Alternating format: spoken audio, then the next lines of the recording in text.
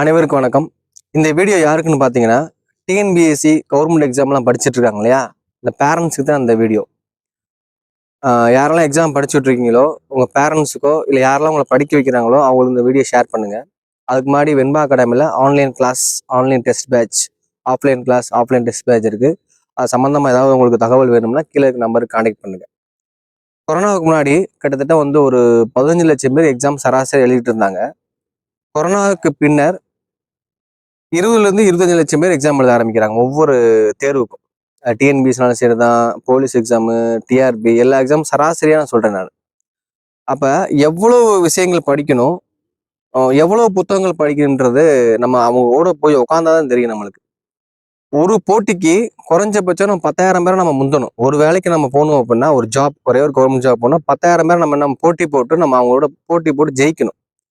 அப்ப ரொம்ப டீப்பா படிக்கிறாங்க. அப்படி படிக்கும்போது அவங்க மனநிலை ரொம்ப டிப்ரெஷனா இருக்கும். ரொம்ப ஒரு மன அழுத்தத்துல இருப்பாங்க.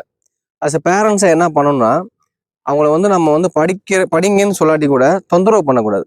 கொஞ்சம் நாட்கள், கொஞ்சம் ஆண்டுகள் நீங்க கொடுத்து பார்த்தீங்க அப்படின்னா கண்டிப்பா அவங்க ஜெயிச்சிருவாங்க.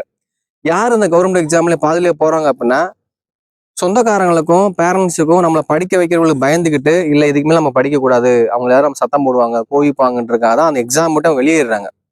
நீங்க பொறுமையா காத்திருந்தீங்க அப்படின்னா கண்டிப்பா என்ன பண்ண அவங்களால ஜெயிக்க முடியும்.